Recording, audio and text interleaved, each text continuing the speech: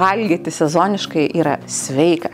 Ne tik tai skanu, ne tik tai naudinga, ne tik tai yra pigiau. Reikia suvalgyti 30 augalų per savaitę, ar ne?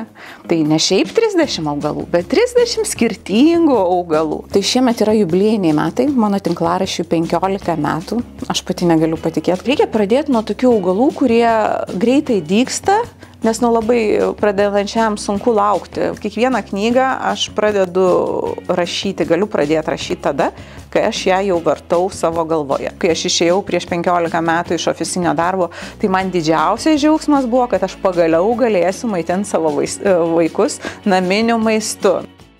Sveiki, mėly klausytojai ir žiūrovai, su jumis vėl sveikinamės mes, Evelina, Laura ir tinklalaidė Ar valgoma. Pralėkė dar 2 savaitės ir šį kartą jau tokiom pavasariškom nuotaikom ir beveik galbūt net vasariškom.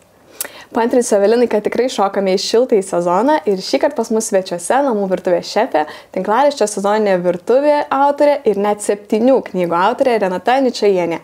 Šiandien pasikalbėsime apie sezoninę virtuvę, jos spalvas, kokios taisyklės galioja ir kaip maitintis sezoniškai ir kuo tai žinoma naudinga. Na ir nukeliausim netgi į Druskininkus. Labas, Renata. Labas, sveikas. Mes tradiciškai savo pokalbį pradedam nuo klausimo, kas mūsų pašnekovams yra nevalgoma. Tai to paties noriu paklausti ir tavęs. Kas tau yra nevalgoma? Šiaip valgau beveik viską.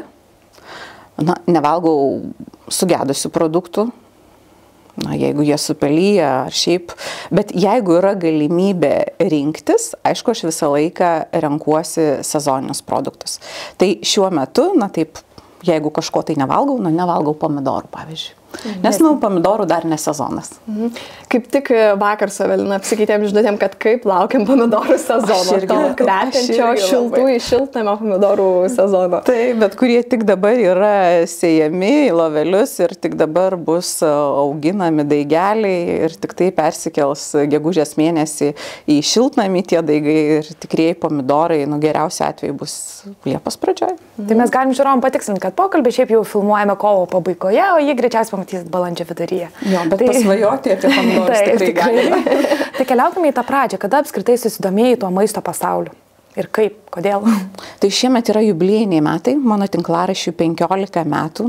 Aš pati negaliu patikėti, kad 15 metų bus lapkričio 22 dieną, kai aš parašiau pirmąjį įrašą, tada dar į blogspotinį savo tinklaraštį, po to jisai 3 kartus keitė savo veidą, bet pavadinimas išliko tas pats, dabar yra Sezoninė virtuvė LT. Viskas prasidėjo nuo didelio noro iš tikrųjų gaminti, nes tuo metu aš kaip tik buvau išėjusi iš savo ofisinio darbo. Tai buvo mano paskutinis ofisinis darbas prieš 15 metų ir tada aš kažkaip galvojau, ką man pradėti daryti ir tuo metu aš labai daug naršydavau įvairiuose tinklaraščiuose, kur, patys pirmieji tie tinklaraščiai buvo, dar labai nedaug tinklaraštininkų ir iš tikrųjų galvojau, ir aš labai norėčiau dalintis. Ir man svarbu buvo ne šiaip dalintis kažkokiais receptais, ką aš pagaminau, čia man skaniai išėjo, bet aš norėjau turėti kažkokią tai misiją ir dalintis būtent tokiais receptais, kurie, sakysim, turi temą arba yra naudingi žmonėms. Tai tuo metu man atrodė, kad tas sezoniškumas tikrai nebuvo labai populiarus prieš 15 metų. Nes čia jau ne vieną kartą sakiau ir iš tikrųjų prieš 15, prieš 20 metų buvo pats tas bumas visų supermarketų ir didelių maisto parduotuvių ir jos pasiūlė viską vienu metu, kad mes galėjome įsigyti tuos pačius pomidorus ir vasarą, ir rudenį, ir žiemą, ir pavasarį, ar ne? Tai žmonės priėmė labai natūraliai, su džiaugsmu, nes prieš tai, dar prieš kokį 30-40 metų, viso to mes neturėjom. Ir žiemą turėti pomidorą prieš 40 metų buvo, wow, neįtikėtina iš tikrųjų. Tai ką gavome prieš 20 metų, kad galim įsigyti viską, bet kokiu sezonu, galim gauti nelaukdami ir negalvodami apie jo skonį, kokybę, naudingumą, maistingumą. Tas dalykas man labai kliuvo, nes aš kaip tik tuo metu daug keliavau ir net po Europą keliavau, aišku, ir man užkliūdavo, kad, pavyzdžiui, tokioj Vokietijoje tai prasideda pavasaris ankstyvas, tai visur smidrai, ar ne, pas mus viso to nebuvo, net tų smidrų nebuvo, nors tuos smidrus, mano, sakysime, močiutė pas save darželį dėl grožio augina per amžius ir labai senas yra smidras. Bet valgyt gi ne taip senai pradėjom. Tai per tuos 15 metų Lietuvoje ne tik sezoniškumo, bet maisto kultūros situacija pasikeitė, net ne 100%, netgi daugiau. Iš tikrųjų, proveržis labai didelis ir pasikeitimas yra labai didelis. Ir tai, ką aš pradėjau šnekėti tik pradėdama savo tinklaraštį prieš 15 metų, tai dabar atrodo net juokinga apie tai šnekėti, apie tam tikrus dalykus, nes visa visuomenės maisto kultūra išaugo labai labai smarkiai. Galim pasidžiaugti. Taip, tikrai galim pasidžiaugti ir tas maisto sezoniškumas jau yra savaime suprantamas. Apie tai šneka ir restoranai, ir tie patys prekybos centrai apie tai šneka, ir apie tai šneka sveiko maisto entuziastai. Suprantu, kad tas sezoniškas maistas visą laiką buvo šalia jūsų, bet galvoju, gal kai kuriems mūsų žiūrovams ne iki galo aišku, kokios taisyklės, kaip maitinti sezoniškai, kaip galėtumėt paaiškinti? Visų pirma, maitintis reikia įvairiai ir maisto sezoniškumas mums garantuoja maisto įvairumą. Tai, kaip pavyzdį, vėl sugrįšiu į prekybos centrą, kur mes galime įsigyti tą patį pomidorą, agurką, šiokią tokią salotą, ne? Aš nešneku apie kopūstus, morkas, pasimkim šitas 3 daržovės ir aš tikrai garantuoju, kad yra žmonių ir labai didelis procentas, kurie perka šitas 3 daržovės iš prekybos centro visus metus, nes tai yra įprasta. Ir negalvodami, kad vasarą jie gali nueiti į turgų, arba ten pasiklausinėti savo pažįstamų, kurie galbūt turi perteklių pomidorų, kad galėtų jiems parduoti. Ir jie gautų visai kitą skonio kokybę, maistingumo, vitaminų. Tai aš manau, kad viena iš taisyklių yra pagalvoti ir tai nėra sunku, aišku. Visi mes žinom, kad pomidorai turbūt dera vasarą, ar ne, o pavyzdžiui, ruduo yra, kryžmažiedžių, tai yra kopūstų laikas, ne, ruduo ir žiema. Tai visas tas besikeičiantis sezoninių gerybių ratas mums garantuoja maisto įvairovę. Tai dabargi kaip yra kalbama, kad reikia suvalgyti 30 augalų per savaitę, ar ne? Tai ne šiaip 30 augalų, bet 30 skirtingų augalų. Nes per metus mums irgi reikia suvalgyti, ne šiaip valgyti kiekvieną dieną tas pačias daržoves, tą nusipirktą pomidorą, salotą ir agurką iš prekybos centro visus 4 metų laikus visą laiką tą patį, bet valgyti skirtingus.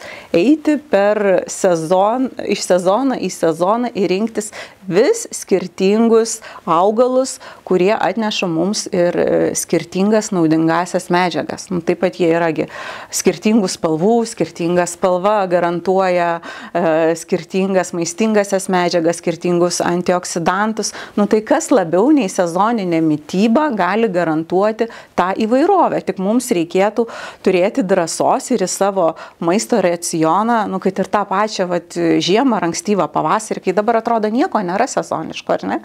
Bet aš iš ūkininkų užsisakau, pavyzdžiui, topinambus. Topinambai dabar yra švieži, jie ką tik iškasti iš žemės, sultingi ir juos galima kasti visą žiemą, jeigu tik tai nėra sniego. Tai ši žiema visai tiko tam dalykui. Tai lygiai tas pats su pastarnokais. Jų nereikia laikyti, sakysim, ten Rusy kažkur, tai jie būna žemėje ir atitirpus sniegui ir žemėje, kai jau gali išsikasti, tu gali juos šviežius išsikasti. Ir jie yra sultingi ir jie yra skanus. Dabar, kovas, visiškai atrodo nieko nėra, jokių žalumynų. Bet yra daigai.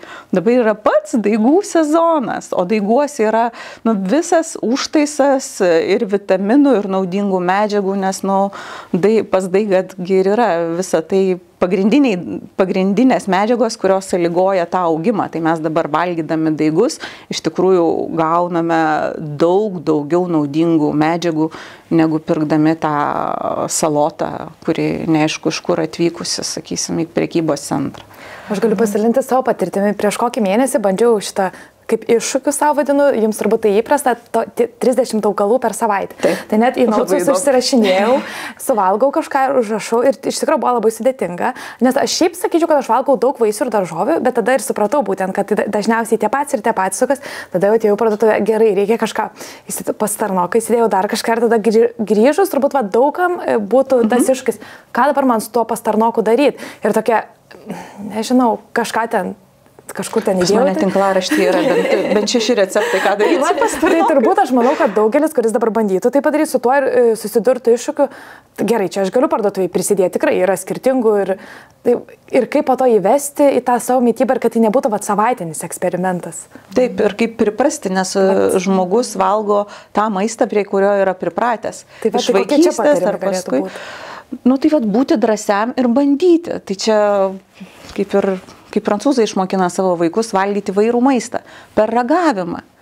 Tau nepatiko vieną kartą, paragavai antrą, jie siūlo bent 3 kartus paragauti tos pačios daržovės, vaisiaus ar kažkokio tai kito maistingo maisto, kad gauti įvairovę. Nes esmė yra, kad mums nereikia nusipirkti einant į turgų 3 kg obuolių būtent vienos rūšies. Mums reikia nusipirkti 3 kg vaisių, bet skirtingų. Reikia turėti tokią logiką, pakeisti savo mąstymą, kad, aš einu žiūriu žalios spalvos obuoliai, čia tokie gelsvi obuoliai, raudonšoniai obuoliai, o dar šalia likusių žiūriu lietuviškų kriaušių. Ir iš tų 4 skirtingų vaisių mes galim sudaryti savo tą racioną, negu kad nupirkdami vienos rūšies obuolius. Ir jau mes gausime daug skirtingų, aš nekalbu skonių, spalvų, bet ir vitaminų, antioksidantų. Kiekviena spalva ir kiekvienas, sakysim, vaisius vis kitokios rūšies, tai atneša skirtingas, naudingas medžiagas mums. Tai ir turbūt nebijo tada tų receptų ieškoti. Taip. Ir ieškoti receptų. Čia aš nuklydau nuo to klausimo, tai kaip prisijaukinti, nusipirkai pastarnoką. Aišku, dabar visi įsiveda, ką gaminti su pastarnoku. Sakau, pas mane tinklaraštį yra pastarnokų duona.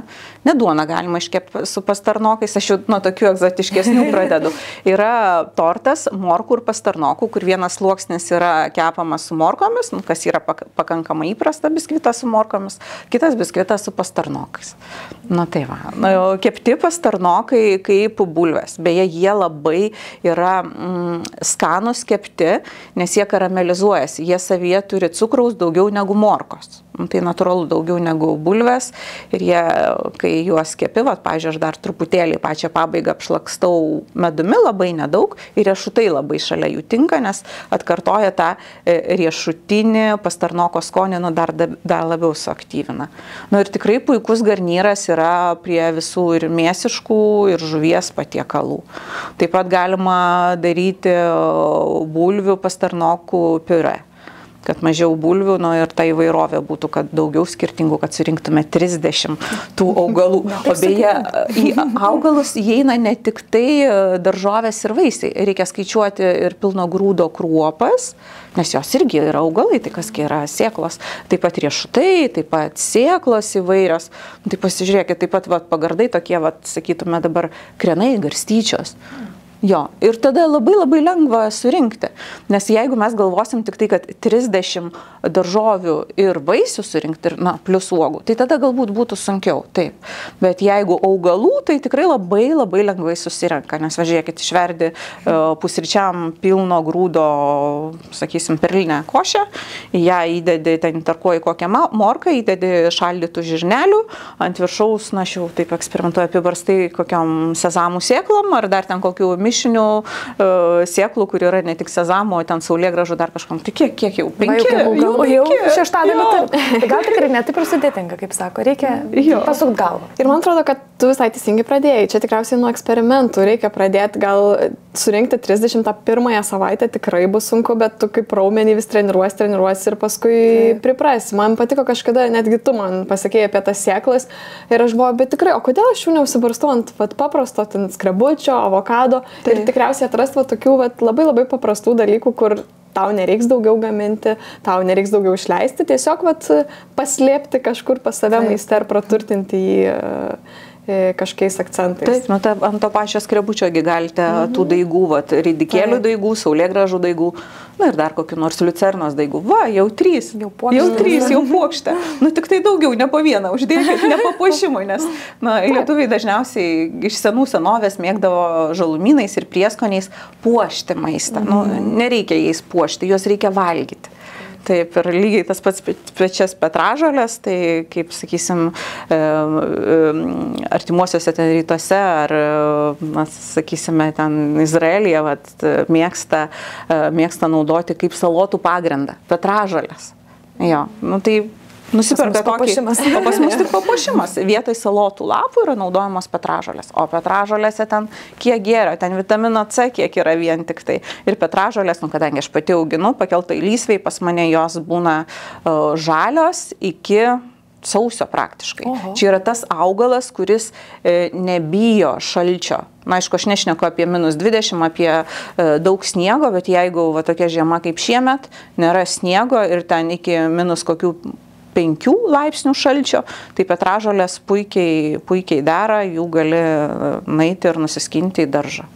Nereikia net šiltnamio. Tik pas neateina stirnos ir jos suvalgo anksčiau. Taip, aš kitais metais į šiltnamį sodinsiu. Jos irgi gal turi iššūkis rinkti 30 augalų. Ne, jos žino, kas yra gerai ir jos valgo gerą maistą. Teisingai. Jau truputėlį užsiminėt, kad pas jūs darže tikrai galima rasti petražolių. Kas galbūt jau dabar auga ant palangės, ką planuojate artimiausiu metu jau gal sėti? Žodžiu, kokie jūsų daržo planai? Jo, tai dabar mes turim kovo 26 ar keli. Jo, šiandien 26. Pasnai jau gerokai yra sudygę šiltnamie, stiklaname ridikėliai, tokie japoniški žalumynai, jie labai greitai dygsta ir jeigu kažkas tai nori auginti, tai labai rekomenduoju, ir špinatai, ir taip pat svogūnų laiškai. Aš jų dar derliaus neimu, imsiu greičiausiai balandžio pabaigoj, nes vis tiek priklauso nuo šalčio, bet jau jie sudygę yra kaip reikiant, aš juos sėjau paskutinėmis vasario dienomis. Tai, ką aš jau turiu ir ką auginu šiltnamyje, darže nėra nieko, tas pačias petražolės jau senai nuvalgė stirnos ir aš, pasidalindami mes suvalgėm, dabar yra išdygę žieminiai česnakai. Bet jie dar tokie, pradygę, jų reikės aišku laukti, bet jau žaluma kažkokia yra. Bet balandžio pabaigoje aš jau galėsiu skinti daugiamečius prieskoninius augalus. Tai yra gelsvė, tai yra laiškinis česnakas, peletrūno dar nelabai, nors jis irgi yra daugiametis, bet jisai vos dar išlys. Narcizlapiai svogūnai tokie yra, meškinis česnakas esu pasisodinus ir pernai jau turėjau tų laukinių česnakų pas save, nežinau ar šiemet jie pas mane išlys, bet pernai labai džiaugiausi. Tai šitus daugiamečius prieskoninius augalus jau galime skinti balandžio mėnesį. Pernai metais, man atrodo, balandžio antroji pusė aš jau galėjau turėti.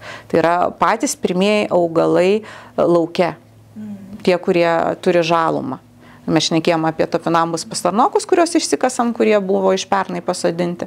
Ir po to jau seka gegužės mėnesį, aišku, rabarbarai, smidrai, patys tie pirmieji, tada ridikėliai irgi, špinatai. Tai jau jeigu kalbam apie gegužę, tai jau gegužė yra labai turtingas, jau tikrai prasideda tas gausybės ragas ir iš jo pradeda kristi daug sezoninių ingredientų ir tada jau tik spėk valgyti. Vat, nuo gegužės, aišku, metams nelygus, bet pernai metais praktiškai nuo gegužės 1, kai prasidėjo viskas, tai tikrai užsisuko tas ratas ir jisai sukasi iki lapkričio tikrai 1 Lietuvoje.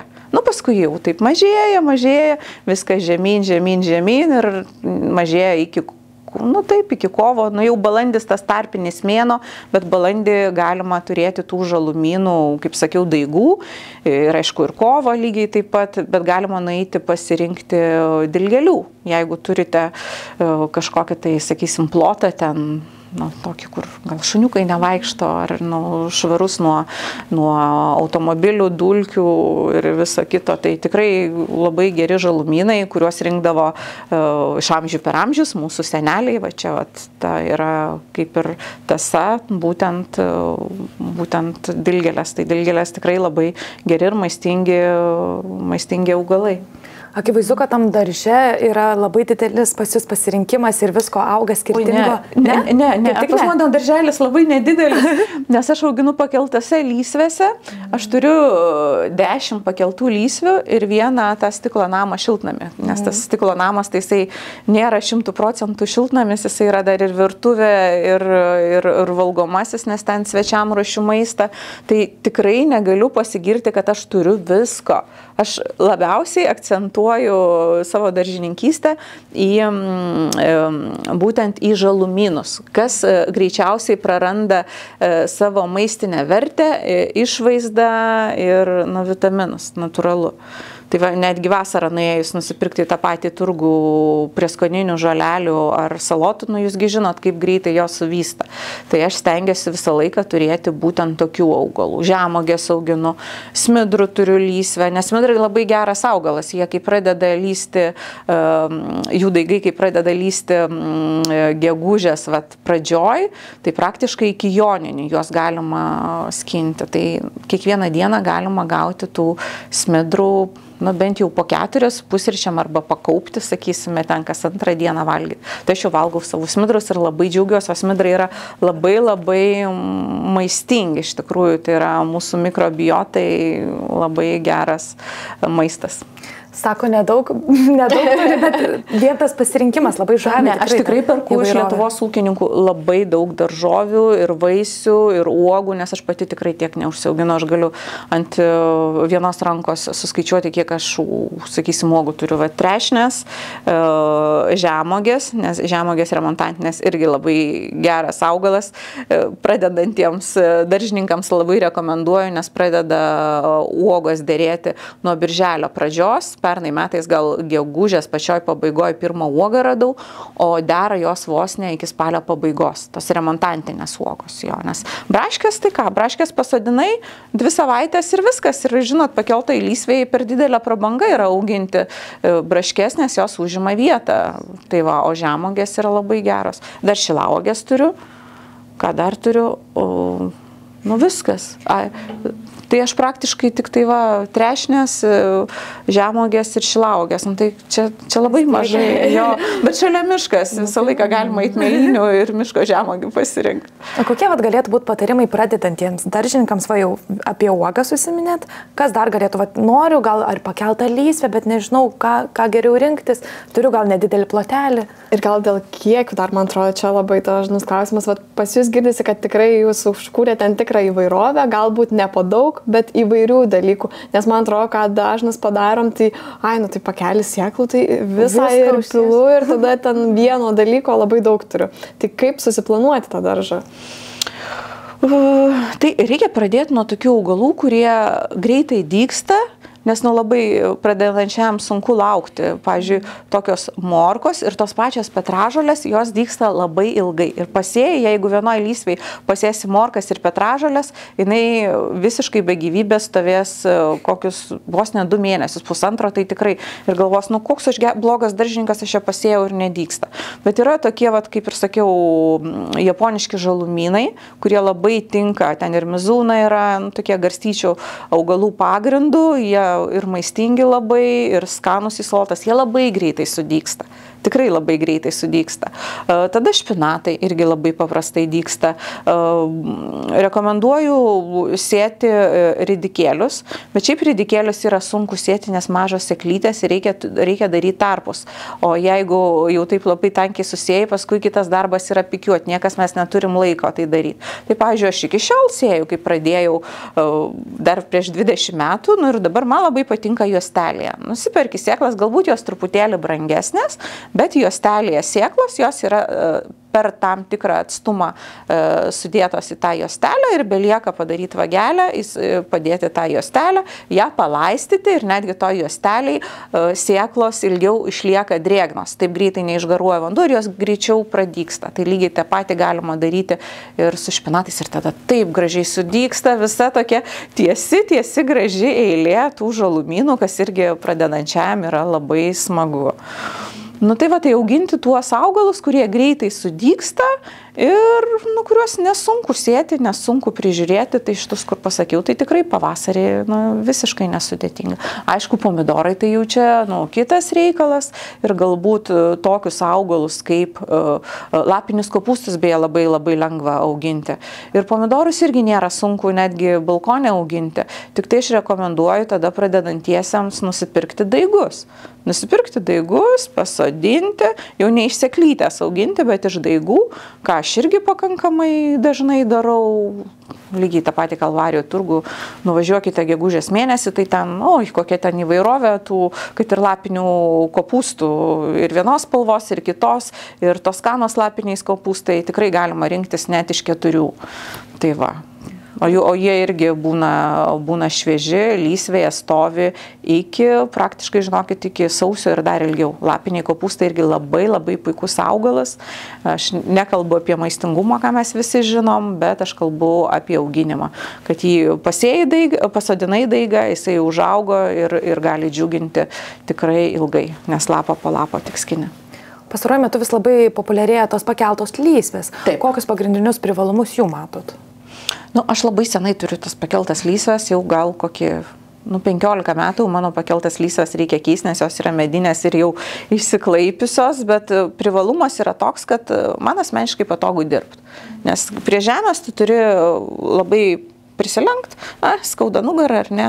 O čia man dar vyras padarė taip platų tokį rėmą, kad aš galiu netgi atsisėsti. Tai aš atsisėdu ant tas lysvės, pakapanoju savo, malonumas, paukščiai čiulba, geras oras, tai iš tikrųjų dirbti malonumas, aš manau, kad kiekvieną darbą reikia dirbti su malonumu, o visų antra, tai man labai patinka, kad taip greitai neužsineša žolių sėklos, tų piktžolių sėklos, nes ant žemės jos, žinot, vėjas jas nešioja ir jos labai labai greitai užsineša, o į pakeltą lysvę aš negaliu sakyti, kad visiškai neatneša, aišku, irgi yra, nes kažkiek tai ir su žemėm atsineša ir vis tiek kažkiek vėjas atneša, bet jau jos sunkiau patenka. Tai reiškia mažiau ravėjimo. Kasgi mėgsta ravėti? Niekas nemėgsta ravėti. Aš pati mėgstu laistyti, mėgstu auginti, bet ravėjimas yra tas, aš taip žiūriu filosofiškai, tai iš kažko atimi gyvybę, išrauni, išmeti, nemalonu, bet ir šiaip pats darbas nemalonus, ar ne? Tai va, tai jau 2 privalumai. Aišku, nebūna privalumų be trūkumų. Toj pakeltai lysvei greičiau išgaruoja vanduo. Tai reikia pasirūpinti laistymu. Šiais laikais mes esam tokie pažangus, kad galime pasidaryti automatinį lašelinį laistymą, kas pas mane irgi yra pakeltoj lysvei ir aš galiu per telefoną reguliuoti tą laistymą savo lysvėse, netgi iš Druskininkų išvažiavus į Vilnių, o gal ir atostogauti į Nidą. Aišku, ilgai nepaliksi daržo ir vasarą stengiuosi praktiškai kuo mažiau keliauti, nes man patinka būti Lietuvoje. Mano keliavimo laikas yra būtent nuo lapkričio iki kovo, tada aš stengiuosi kuo daugiau keliauti ir patenkinti savo keliavimo tą alkį, bet jau nuo pavasario lygiadiemenio, nuo kovo pabaigos, tai pats grožis Lietuvoje, iš tikrųjų, pats grožis, norisi čia būti, nes man bent jau niekur gražiau ir niekur geriau nėra negu Lietuvoje ir išvažiuoti niekur iki lapkričio nesinori. Tai tikrai šiais laikais labai nesudėtinga yra prižiūrėti daržą, ten koks jis būtų, ar pakeltas lysvėse, ar ten šiltnamį, ir automatiškai atsidaro ir tie langai. Aišku, viskam reikia įdėti darbo, pačiam pasidaryti tas lysvės arba pirkti. Aišku, šiltnamis yra dar brangesnis malonumas. Nu, bet tai yra prioritetai, kas kur skirsto tos pinigus, kas perka Porsche, kas šiltnamį. Na, aišku, nesulyginamos kainos. Ir paskui užtat kaip skanu mėgautis tom visom gerybėm, kurias pavyksta. Ir skanu ir naudinga. Čia dar reikia pridėti ir galbūt pašnekėti apie tą, kad valgyti sezoniškai yra sveika. Ne tik tai skanu, ne tik tai naudinga, ne tik tai yra pigiau, nes natūralu mes žinom, kad visi, tai yra ekonomika, ne? Ekonomikos dėsniai, ko šiuo metu rinkoje yra daugiausiai, tai yra pigiausia, ar ne? Tai sezoniškai valgant, tai mes galime rinktis kokybiškiausius, daugiausiai vitaminų turinčius, šviežiausius, skaniausius, pigiausius augalus, ar ne? Vaisius, daržovės, žalumynus įvairiausius. Nekalbame apie tokį dalyką, kad mes palaikom ūkininkus, rinkdamiesi sezoninį maistą remiame savo šalį. Nes vis tiek daugiausiai tų sezoninių augalų yra, stengiamės lietuviškų naudoti, ar ne, kad nebūtų atvežti iš kažkur. Sezoniniai augalai yra naudingi lygiai taip pat planetai, nes jie nėra transportuojami, jie nėra vaškuojami, jie nėra kažkaip tai chemiškai apdorojami, ar ne? Daug pliusų. Bet yra ir minusų. Negali būti vien tik tai pliusai. Didelis minusas gyvenant mūsų platumoje yra tas žiemos laikas, kai tų sezoninių augalų įvairovė yra labai maža. Iš tikrųjų labai maža ir aš pati anksčiau, prieš tuos 15 metų, buvau jaunesnė ir radikalesnė šitų klausimų ir tikrai rinkdavausi daug dažniau tas vietinės sezoninės daržovės ir vaisius, bet dabar aš daug daugiau valgau augalingo maisto. Laikui bėgant, amžėjant, aš supratau, kad reikia daug tų augalų ir aš tikrai šiuo metu, žiemos metu įtraukiu augalus, kurie yra sezoniniai, bet atvežti iš Europos. Toj pačioj platumoj, tik tai, sakysime, iš Italijos, iš Ispanijos, nes ten lygiai tie patys kryžmažiedžiai augalai, jų sezonas yra žiema. Tai mes žinom, kad kryžmažiedžius reikia valgyti vos ne kiekvieną dieną, ką mes Lietuvoje turim tą užsislėpusi Rusiją baltagūžį kopūstą, lapinį kopūstą darže ten, ir viskas. O šiais laikais galima netgi į prekybos centrą nuėjus nusipirkti ekologišką brokolį, kas mane džiugina, tai labai ir aš tikrai pati tai darau ir perku prekybos centre brokolius ir kalafiorus, nes galima rasti juos ekologiškus, itališkus ir tai praturtinu savo mitybą žiemos metu. Lygiai taip pat visi citrusiniai vaisiai, mums reikia vitamino C. Negyvenkime tam 18 amžiui, nes mes gyvenam dabar 21. Mes turim visai kitas galimybės, mums tą patį apelsiną raudonai, kuris pilnas polifenolių gali atvežti per 2 dienas iš Sicilijos. Tai kodėl mums nepasinaudojus ir nesuvalgius to ekologiškai užauginto, galbūt brangesnio apelsino, aišku, bet jis yra daug naudingesnis. Tai tikrai valgykime žiemą ne tik tai tuos vietinius sezoninius augalus, bet ir kitus sezoninius augalus, bet žinodami, kokius reikia rinktis. Pavyzdžiui, tokių braškių aš tikrai nesirenku ir nevalgau, nes netgi toj pačioj Italijai braškės neauga tuo metu. Galbūt šiltnamyje kažkaip tai panaudotos daug perteklinės energijos ir turbūt chemijos, jos užauga. Taip, ir atvežamas yra į Lietuvą. Bet kokia prasmė pirkti jas, nes lygiai taip pat pas juos auga, ne lygiai taip pat, bet visiškai natūraliai pas juos auga tie kalafiorai, brokoliai ir visi kiti ropės, kryžmažiedžiai tie augalai, kurie užauginami natūraliai ir jie atkeliauja pas mus. Kodėl mums jų nepirkt? Jie atkeliauja labai greitai, mes turime, aišku, nusižengiam čia tai taisykliai, kad tas maistas keliauja, ne? Bet kiekvienas žmogus gali rinktis, kas jam yra svarbiau. Ar jisai nori papildyti savo organizmą žiemos metu vitaminais, antioksidantais ir visom kitom naudingom medžiagom, ar jisai tada jau labai ideologiškai žiūri į tą maisto sezoniškumo naudą ir gink dieve nesirenka maisto, kuris yra atvežtas kažkaip tai transportuojamas. Tai čia lygiai tas pats yra su vegetarais, veganais. Tai vieni pasirenka nevalgyti to gyvulinio maisto iš etninių, iš kažkokių tai, sakysim, kad nenori valgyti kito gyvūno mėsos, ar ne? Tai čia irgi galbūt daugiau yra toks, filosofinis toks klausimas, bet ir pasirinkimo, kad kiekvienas žmogus pats gali rinktis. Aš renkuosi, nors ir esu sezoninio maisto, tai jau atstovė, bet aš žiemos metu tikrai jau kažkiek tai laiko renkuosi ir sezoninius augalus atvežtinius. Tikriausiai kaip ir visur svarbu nenueiti į kraštutinumus ir rasti tokį balansą. Taip, ir neskriausti savęs, būtent savo neskriauskime savęs susigalvojimais kažkokiais, tai kad tai yra teisinga.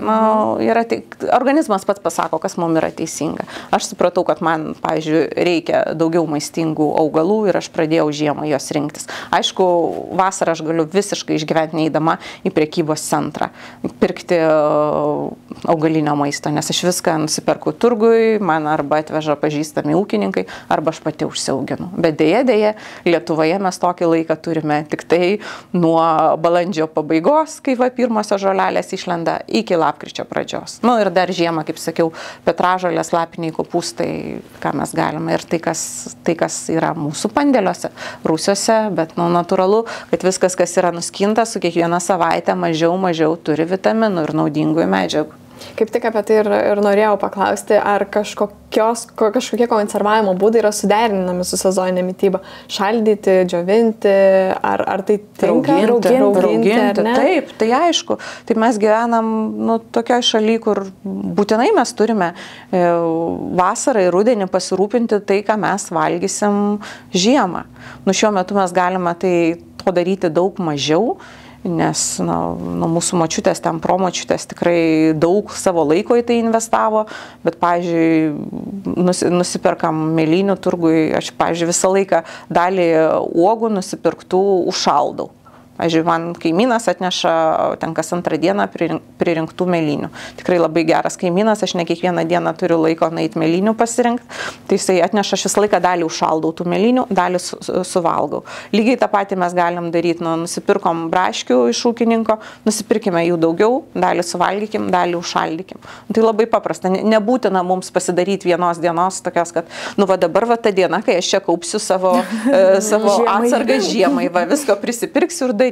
Ne, mes galim viską labai lengvai ir natūraliai daryti, paprasčiausiai truputėlį daugiau nusipirkdami ir įsidedami lygiai tas pats su žirneliais. Dar geriau, jeigu tai mūsų auginti žirneliai, ar ten mamos ar močiutės, atsivežėm iš sodo, iš daržo žirnelių, dalį suvalgiam, dalį užsišaldėm, dalį palikom kitai dienai, ar ne? Tai toks, šaldymas labai geras būdas ir rauginimas irgi, Tai rauginti, aš pati rauginu, galbūt nesu tokia labai didelė raugintoja ir entuziastė, bet visą laiką vasarą pas mane yra raugintų agurkų, raugintų cukinių, nes jų užsiauginu labai daug ir paskui nėra kur dėti, tai jos irgi labai skanios. Lygiai tokiu pačiu būdu galima užsirauginti kaip ir agurkus. Tai pomidorus, žalius pomidorus, paskui jau kai ateina laikas, sakysim, spalį, kai šiltnamyje yra ir žalių pomidorų ir jau tokių vos rausvų, tai juos irgi labai skanu yra rauginti. Žiemą raugintų kopūstų, bet labai nedidelį kiekį aš rauginu, tokį, kad man į šaldytuvą tilptų. Tai morkas mėgstu rauginti. Tai negaliu sakyti, kad pastoviai kiekvieną savaitę aš tai darau, bet į mėnesį kartą tikrai rauginu, bet kartais ir nusiperku, nes Lietuvoje tikrai galima nusipirkti skanių raugintų produktų. Tai šaldymas, rauginimas, kas be ko džiovinimas yra irgi labai gerai. Marinavimas, irgi galbūt jisai netoks naudingas mūsų sveikatai, nes ten eina actas ir eina tikrai didelis kiekis cukraus ir druskos, bet tokiam pasimėgavimui marinavimui, kaip mano mama, pavyzdžiui, labai skanius agurkus marinuoja, bet aš sakau, mama, tavo agurkai kaip saldainiai. Jo, nes ten jie labai skanus, bet aš sakau, jų galiu valgyti ribotą kiekį, nes jie kaip saldainiai, kaip desertą. Man tai norėtų užfiksuoti, ką išgirdau, tai raugintos cukinijos. Manau, daugeliu tikrai visi girdim, kad cukinijų čia kiek daug kurie dėti, tai manau, kad daugelis yra nepagalvojęs apie cukinijų rauginimą. Tai net ir mano šeimoje nežinau, kad būtų rauginė, tai užfiksuojam šitą, manau. Taip, bet galima rauginti tiek jaunas tas cukinijas, kurios visiškai dar nesuformavusios sėklų. Aišku, tas ir geriausiai rauginti, užtenka paprastai šiaudeliais supjaustyti, bet galima rauginti ir tas jau peraugusias cukinijas, kurių ten būna pilna rugsėjai ir ten visi viens kitam dovanoju, ar ne? Tai tada tik tai reikia išimti sėklas, aišku, kas be ko, ir supjaustyti šiaudeliais. Nu, jeigu labai kieta odelė, tai reikia ją nulupti. Bet tikrai puikiai rūksta kaip agurkai. Nu, super, manau, čia reikės ir perduoti močiutėm ir mamom. Tai manau, iš to daržo galim keliauti prie tos kūrybos, prie to rašymo apie maistą. Taip, apie sezoninę virtuvę, apie tinklaraštį jau šiek tiek užsiminiai. Sveikinam dar kartą tą 15 metų sukaktim. Tikrai čia ne kiekvienas tinklaraštis tiek išgyvena. Tai kaip dar, prisimenant tuos pirmuosius žingsnius to tinklaraščio, kaip dabar žvelgiate į tai? Nu, aš labai džiaugiuosi, kad pradėjau tai daryti, kad turėjau drąsos, nežinau, ar dabar būčiau turėjus drąsos tai pradėti daryti, nes kai tu esi jaunas, tu esi toks veržlesnis, aišku, ir turi daugiau drąsos.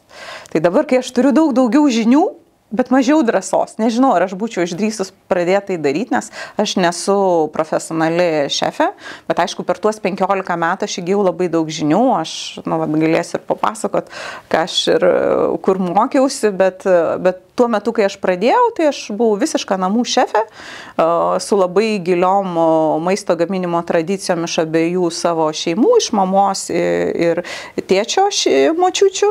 Nu, tai visos tos žinios buvo tokios praktinės ir buvo labai didelis noras ir didelė meilė maistui gamint ir savo vaikus maitinti naminiu maistu. Tai jau tuo metu, kai aš išėjau prieš 15 metų iš ofisinio darbo, tai man didžiausias džiaugsmas buvo, kad aš pagaliau galėsiu maitinti savo vaikus naminiu maistu. Nu, tai kas gali būti geriau, koks gali būti tas geresnis pasirūpinimas fizinėme lygmenyje savo mylimais žmonėmis, negu suteikimas jiems kokybiško naminio maisto.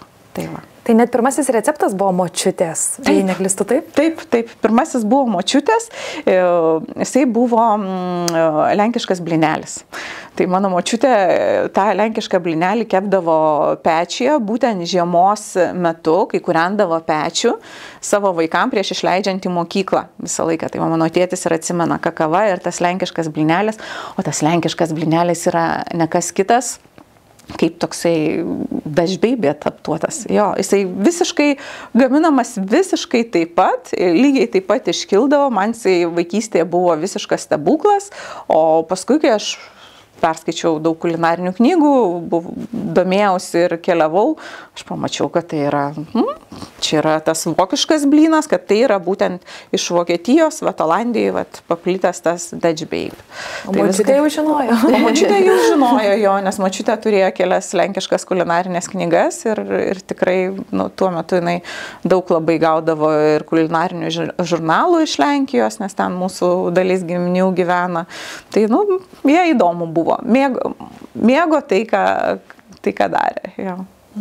Sėkmingą tinklaraščio veiklą labai papildo ir knygos, receptų knygos, kurias esate išleidus. Kuo skiriasi kūrybinis procesas knygos, lyginant su tinklaraščiu ir kuo jums svarbios jūsų knygos? Nu taip, knygos jau visai kita atrodo išliekamoji vertė. Tai kaip gimė pirmosios knygos idėja, sezoninė virtuvė, knyga 200 receptų pagal metų laikus, jau jos nėra ir tai buvo pirmoji knyga, kurią išleido leidykla, ne aš pati ją išsileidau. Tai tuo metu mano tinklaraštis dar buvo blogspotinis ir nebuvo galimybių tokių, kaip aš norėjau, pavyzdžiui, kiekvieną sezoninį ingredientą aprašyti, kas ir yra toj knygoje, kad yra aprašytas sezoninis ingredientas ir tada jau yra receptai pasiūlyti pagal tą sezoninį ingredientą ir nuo pavasario iki žiemos pabaigos, knyga taip ir eina pagal ankstyvas pavasaris, pavasario vidurys, pavasario pabaiga, tai va taip netgi kiekvienas sezonas sudalintas į 3 dalis ir aš šito dalyko išpildyti tinklaraštyje negalėjau. Aš turėjau tokią idėją, kad aš norėjau padaryti tą tokią informaciją susistematizuoti būtent lietuviškų sezoninių augalų per visus metus, juos aprašyti ir šalia pasiūlyti receptus.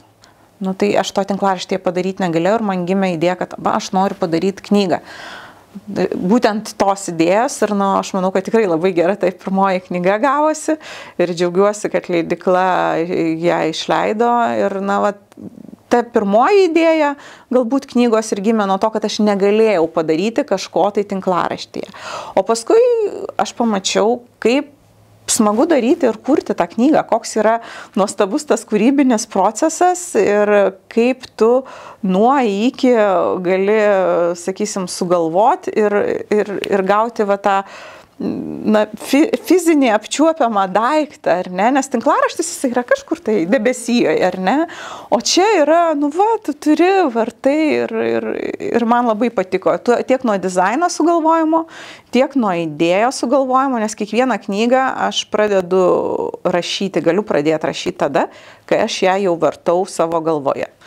Jeigu aš ir turiu idėją ir šitą, bet jeigu aš jos nevartau galvoje, jau kaip jinai atrodo, tai reiškia, yra ir turinys, ir visa struktūra. Aš negaliu sėsti rašyti jos. Čia yra didelis minusas, nes dažniausiai, kaip dirba leidyklos, tai sako, tu atsiųsk čia receptus, aš negaliu. Man knyga nėra receptų rinkinys, man knyga yra, kiekviena knyga neša tam tikrą idėją, ar ne? Tai sakysime, antroji mano knyga buvo nostalgiški skanumynai. Tai buvo duoklė mano vaikystės skanumynams ir aš būtent tos knygos idėja buvo tokia, kad aš pamačiau, kad man netekau močiučių abiejų ir su jom iškeliavo dalis mano vaikystės skonių. Ten mano viena močiutė kepė labai skanius tokius sausainius ir nei mama užsirašė to recepto, nei ko, o pas mus per kiekvieną šventes būdavo. Tai kaip svarbu yra perimti tuos receptus iš kartos į kartą, jeigu jie yra, aišku, brangus. Man, pavyzdžiui, brangus, nes, valgai tą sausainį ir tu atrodo grįžti prie tų savo šaknų, sėdi šalia močiutė, šiluma, jaukumas, nieko nėra geriau už tuos išsaugotus šeimos receptus. Ir man norėjosi sudėti tuos receptus, kol jie visiškai nepasimiršo. Tai iš mamos ten, iš kaimynės paskui sužinojau, kad mano močiutės tuos sausainius užsirašė kaimynė. Tai vienu žodžiu surinkau tuos receptus, kurie buvo brangus tiek mano šeimai ir aišku, aš iš jų negalėjau padaryti knygos. Jų buvo per mažai, ten mano močiutės neturėjo kulinarinių kepyklų ir ten neturėjo labai didelio asortimento ir tada natūraliai aš įtraukiau knygą tokius receptus, kaip Magdės pyragas, ten kuršienų vyniotinis, kurie mano vaikystėje buvo natūralūs, tokie šventiniai, tas pats tortas Napoleonas, medutis ar ne, tai juos irgi galima rasti toje knygoje ir man norėjosi su nostalgiškų skanumynų knyga perduoti tuos receptus ne kažkam kitam, savo vaikams pirmoje eilėje, kad nepasimirštų ir kad jie galbūt ne kiekvieną dieną, ne kiekvieną sekmanį, bet bent jau vieną kartą metuose per Kalėdas, sakysime, ten iškeps tą medaus tortą tokį, gal kai ir manęs nebebus, bet gal keps pagal mano receptą, bet jisai bus užrašytas, nereikės jo kažkur tai ieškoti. Tai visos knygos gimė iš to poreikio, kad man to reikėjo ir aš galvojau galbūt apie savo vaikus. Tai jau po nostalgiškos skanumynų buvo gero maisto dienoraštis. Tai 4 knygos, kurias aš parašiau per 1,5 metų ir jos buvo išleistos per metus. Tai buvo pats didžiausias, sunkiausias mano kada nors gyvenime darytas darbas, nes aš dirbu iš tikrųjų, kai kuriu knygas, tai dirbu aš, tai aš esu tas žmogus, kuris eina į parduotuvę, sugalvoja receptus, pagamina, išsiplauna ir dar gero maisto dienoraštį ir susifotografuoja. Aš buvau ir fotografė. Taip pat kalbos redaktorė, aišku, kas be ko, ir nuostabioji mano knygų dizainerė Inga Dagilė. Tai komanda yra 3 žmonės. Ir dar į komandą įtraukiau tai knygai dietistę Tomą Dvielytę. Tai va, nes po kiekvienu receptu yra trumpas dietistės verdiktas. Tai aš gaminau, o jinai vertino. Aišku, aš stengiausi, kad tie receptai visi būtų ne tik pagal sezoniškumą jau sudėlioti, nes kiekviena knyga yra pavasaris, vasara, ruduo, žiema su sezoniniais ingredientais, bet taip pat, kad jie būtų ir sveikesni, ir maistingesni. Tai va, tai ta knyga, tai tikrai man labai daug jėgų kainavo. Gyvenimo projektas toks. Maratonas visas tiek apie trumpą laiką. Per ją aš užsitarnavau perdegimą ir iš tikrųjų ilgą laiką ir netgi dabar kapstausi iš to ir po jos aš jau fotoaparato į rankas nebepaėmiau. Ir vis kiekvieną kartą labai gailiuosi, dabar viską fotografuoju tik tai su telefonu, nes tikrai buvo labai sunkus darbas, bet ta knyga gavo ir apdovanojimus Gourmand Awardsai ir, vienu žodžiu, tikrai darbas, galiu pasakyti, atsiperka. Ir tai tikrai pati populiariausia, labiausiai perkama knyga ir, čia ir daugiausiai uždirbusi pinigų knyga mano. Knygų serija, galima sakyti, 4 knygos jau parduota virš 20 000. Tikrai įspūdinga. Akivaizdu, kad tokioms knygoms išleisti reikia ir daug žinių. Ir užsiminėte apie tos nuolatinius mokslus, apie mokymąsi, tai kiek žinom, ir somelie kursai. Dabar mokymasis holistinio ugdymo institute. Tai kokie tie mokslai ir kodėl vis noris tobulintis? Kai rašai žmonėms, tai negali savo leisti nesitobulint. Tu jauti atsakomybę už savo žodžius, už savo receptus, nes aš jau senai nebenoriu dalintis vien tik tai receptais, ką aš gaminu, kas yra skanu, kas yra jauku. Ir galbūt mano vaikai užaugo ir aišku, aš galiu sau leisti dabar gaminti maistą ne tik tai tokį, kuris patinka, sakysim, vaikam, bet ir truputėlį tą sveikesnį, maistingesnį maistą. Aišku, aš ir tada stengdavausi tokį maistą gaminti, bet visą laiką galvodavau, ar jisai patiks vaikams. Dabar aš jau esu tokiam amžiui, man 50 metų, aš tikrai galvoju apie tai, kas man yra maistinga, sveika ir kaip man ne tik išlaikyti savo turimą formą, sakysim, bet ir sveikai būti, nes jau labai greitai tu gali tokio amžiaus nusiristi nuo to kalnelio ir sveikatos požiūrį, jeigu tu nesirūpinsi, ką valgai, tu labai greitai gali, kaip sakant, išeiti iš tų rėmų visomis prasmėmis. Tai mano tie mokymaisi, aišku, jie prasidėjo nuo skonio, nes svarbiausia vis dėlto maiste yra skonis. Nieks nevalgys sveiko maisto, jeigu jisai bus neskanus. Ir gražus, ir galbūt sveikas maistas, kad ir ta košė, tai nėra išvirtos kruopos ir šalia padėtos daržovės. Košė tai yra košė, sakysim. Tai turi būti receptas ir turi būti ne tik tai sumesti ingredientai. Turi būti kažkoks vienis, turi būti ne tik tai spalva, bet turi būti ir tekstūra. Vienu žodžiu, turi būti patiekalas. Tai pirmoji eilėje man buvo skonis ir dėl to somelie kursai. Tai labai džiaugiuosi, nes būtent vyno pažinimas ne tik tai leidžia pažinti vyną skonio prasme, bet ir maistą. Tai tikrai labai praturtina žinias apie skonius plačiaja prasme. Tada aš taip pat mokiausi Leits akademijai nuotoliniu būdu. Čia iš karto po karantino labai džiaugiuosi, kad jie darė tokius mokymus 1,5 metų. Ir tai buvo Bread and Patisserie kursas. Jo, tai kadangi man labai svarbus ir mano meilės kalba yra kepiniai.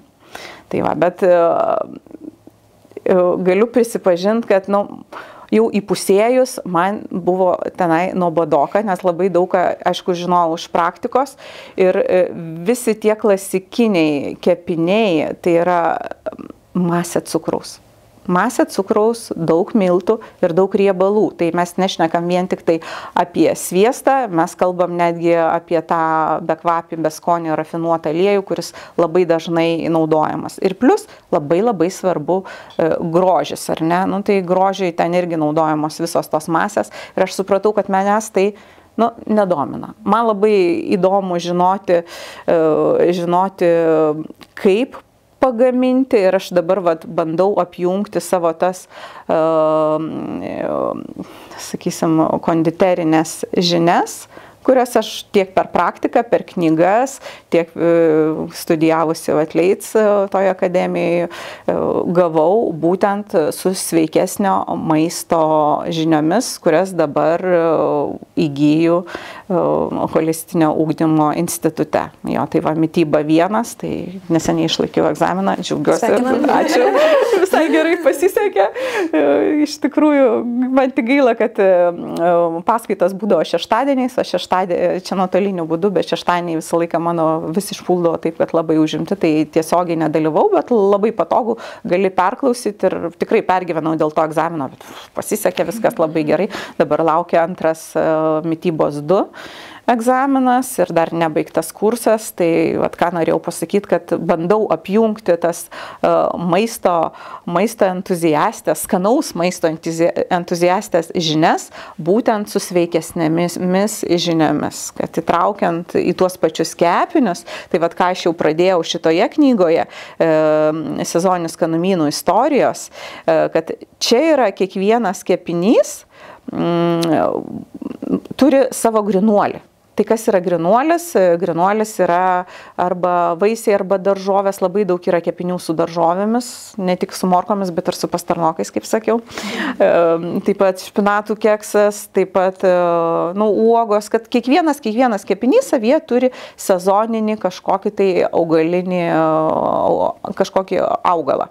Taip pat jau šitoj knygoje aš stengiausi naudoti mažiau rafinuoto cukraus ir rafinuotų miltų, keisdama įprastus rafinuotus baltus miltus, kas natūralu yra kepant pyragus, šviesiais speltų miltais, nes jie yra maistingesni ir jau šitoj knygoje prašiau ingredientus, būtent kaip kepti sveikesnius, sveikesnius galbūt žodis netinka, maistingesnius. Šios vadinu maistingesnius skanumynus. Tai va čia buvo mano pirmas žingsnis link to prieš 5 metus ir jisai visiškai buvo intuityvus. Bet tų žinių, kurias aš dabar įgyjau holistikos ugdymo institute ir kas man patvirtino, kad vis dėlto aš ėjau gerų kelių. Aišku, kai ką reikia truputėlį pakoreguoti ir kai ko galbūt mažiau valgyti dar, nes koks skirtumas, ar cukrus yra rafinuotas ar nerafinuotas, tai vis tiek yra cukrus. Ar ne? Bet pavyzdžiui, kremus galima maišyti ne su cukrumi, o įpilant klevų sirupo. Tai nes ir mažesnis kiekis ir vis tiek ne taip baisu kaip rafinuotas baltasis cukrus. Tai va, tai šita knyga jau pirmasis buvo žingsnis link tų maistingų skanumynų, kas man dabar labai įdomu, nes kaip ir sakiau, kepiniai yra mano meilės kalba ir kas be ko niekur nedingsta sezoninis maistas, sezoninės daržovės, kurių aš stengiuosi įtraukti kiekvieną dieną. Kuo daugiau. Ir ne tai, kad kiekvieną dieną, kiekvieną maitinimą. Tai pirmas dalykas, ką aš dabar darau galvodama apie receptą, sakysim, pusryčiai, tai aš susigalvoju, kokį baltymą naudosiu ir jį aplipdai kuo daugiau daržovių arba šiaip kažkokių tai augalinių dalykų, sėklų papildai jo. Tai akivaizdu, kad noras mokytis ir kažką naujo sužinoti yra kraujyje, kaip sakant jau, tai mes į tą pačią temą turim ir dovaną, audiotekos prenumeratą, tai truputį išdavėt, kad jau klausot audioteką ir žinot, tai gal kažką kitą atvesit ar prastėsit tiesiog prenumeratą, tai čia mūsų lauktuvės. Ir į tą pačią temą dar noriu pasitarauti, galbūt turit kažkokių žmonių, kūrėjų, šefų, Instagramo, galbūt bendruomeniai, kurie jūs įkvepia ir iš kurių mokotės, ne tik kursų metu, bet sekdamas socialiniuose tinkluose kažką. Jo, yra toksai Nigelas Slateris, man atrodo, taip teisingai aš ištarsiu. Šiaip jisai mano buvo guru, pradedant kurti mano visas knygas. Jisai iš tikrųjų sezoniškumo, man jisai sezoninio maisto etalonas yra ir jo receptai yra labai geri. labai labai patinka. Jisai socialiniuose tinkluose galbūt ir Instagrame ne taip labai dalinasi jau dabar, nes irgi vyresnis žmogus, bet jo knygos yra wow ir kas netradęs, tai labai rekomenduoju ir man irgi labai patinka ir būtent mane įkvėpė jisai būtent pirmai knygai, būtent jisai. O turbūt nesuklysiu sakydama, kad apskritai įkvėpimo šaltinis turbūt yra gamta ir tie druskininkai? Taip. Tai tikrai, žinokit, atspėjot, galbūt ne taip sunku buvo, bet didžiausias įkvėpimas yra, gamta, tai, ką tau gamta duoda, nebūtina, aišku, ne kiekvienas nais galbūt į mišką ten uogų pasirinkti ir įsikvėps pamatęs mėlynės, bet į turgų nuėję mes įsikvėpam, pamatom tas šviežias traškės morkas, ar ne, rudenį kopūstus tuos, tai taip ir noris, man taip niešti rankos, aš visą laiką prisiperku daugiau negu aš galiu suvalgyti, būtent sezono metu ir turguje ir sakau, norisi tik tai gaminto, o druskininkuose taip, druskininkuose aš ir pirmą knygą savo pradėjau rašyti ir ta idėja gimė, nežinau, ten kažkokia mistiška yra vieta iš tikrųjų, tas mūsų vasarnamis, kuris dabar jau yra kurorto namas, mes jį padarėme kaip svečių namus ir nuomojam jau 8 metai, jau man pačiai sunku patikėti ir per karantiną gimė stiklo namas, idėja, nes visi žmonės atvažiuodavo pas mane į kurorto namą ir aš jiem iškepdavau duoną, sausainių palikdavau lauktuvių ir jie sako, taigi jūs turite kažką daugiau daryti, ne tik tai duoną ir sausainius, taigi mes jūs žinome, jūs rašote tinklaraštį.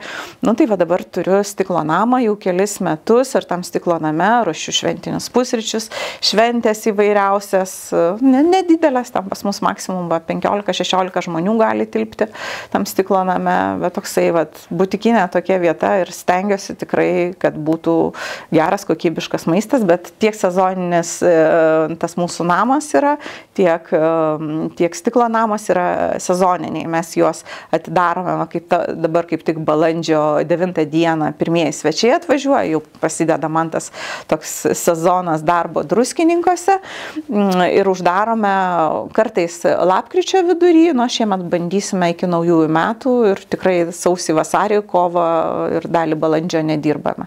Tai viskas pas mane sezoniška. Pagal šitas taisyklės visose gyvenimo srityse įeina tam tikri dalykai.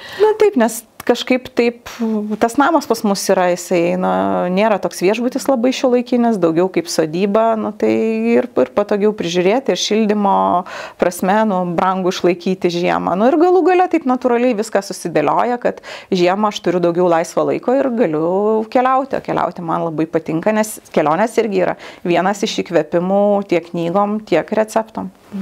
Ir vėl nuspėjot mano klausimą, nes norėjau būtent ir klausti apie keliones, kalbamės prieš vasarą. Jeigu reikėtų pasakyti vieną šalį, kuri yra ta pati skaniausia šalis, kur važiuoti, ragauti, ką išskirtumėt?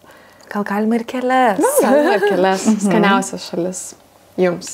Tai jeigu anksčiau, tai būčiau pasakiusi Italiją, bet Italija labai keičiasi. Iš tikrųjų labai keičiasi, aš labai dažnai būnu Italijai, mano brolis gyvena Maltai, tai aš kiekvienais metais būnu ilgesnį laiką Maltoje ir Malta nėra beje pati skaniausia šalis, kadangi ten ilgą laiką jie buvo dalis Didžiosios Britanijos ir tai padarė savo tokį nelabai gerą darbą iš tikrųjų, nes Viduržemio jūros regiono tą maitinimosi įpročius iš vietinių netgi įstūmė, ten labai daug tokio greito maisto.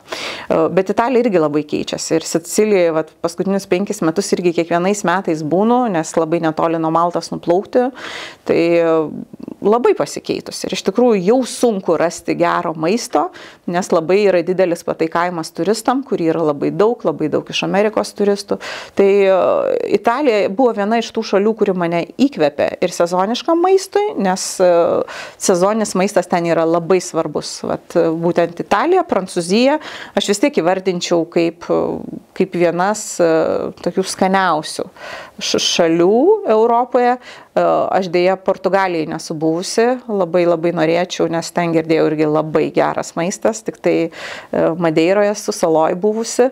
Tai vat, man dar yra svajonių šalis nuvažiuoti, nes ten girdėjau, kad tikrai labai geras maistas, bet Prancūzija ir Italija galbūt dvi, bet Italija labai keičiasi. Tikrai labai keičiasi dėl pataikavimo turistam būtent pietinėse šalyse, nors dabar neseniai buvau šiaurinėje Italijai, tai visai patiko. Visai patiko ir tikrai radom daug gerų vietų, netgi neieškant. Na tai linkime, kad tų skanių atradimų, tų skanių kelionių netrūktų ir tą Portugaliją pavyktų aplankyti, o kad tos visos naujos žinios nugultų gal dar į kokią knygą. Ir apskritai ačiū už tą įkvėpimą, už tą kasdienį dalymąsi, už tą skatinimą mus valgyti sezoniškai. Ir manau, kad šiandien tikrai žiūrovai išgirdo daug naujo ir gal net kažkas nueis kažką pasisėt, man ir ridikėlį jos neįdomi viskas. Tai manau, kad tikrai daug ko sužinojo. Ir praktiškai, ir įkvėpėt. Tiesiog eksperimentuoti, ieškoti kažko įvairesnio. Ir dar tikiuosi užfiksavo žiūrovai, kad gali ir apsilankyti ten, apie ką mes kalbam, tose Druskininkuose, taip kurorto name, kur gimsta knygos, kur gimsta tie receptai. Ir man labai gera klausytis, kad šitam skubančiam laike, kai visi neturi laiko, kai kažkaip nainam galbūt kartais paviršim, jūs išsaugote tokį savo stuburą ir jeigu darot knygą, tai leidžiat knygą, tai darot tai tikrai kokybiškai, jeigu receptus, tai irgi pagalvojat ne tik, kad tai būtų skanu, ne tai, kad būtų gražu, bet kad būtų ir sveika. Tai man atrodo, čia labai svarbu. Tai ačiū Jums už tai. Ačiū Jums, žiūrovai, kad žiūrėjot, klausėt. Ir žinoma, ačiū Audiotekai už dovanas mūsų pašnekoviai, studiją, garsą ir vaizdą ir mano sofą už foteliukus. Iki kito karto. Iki.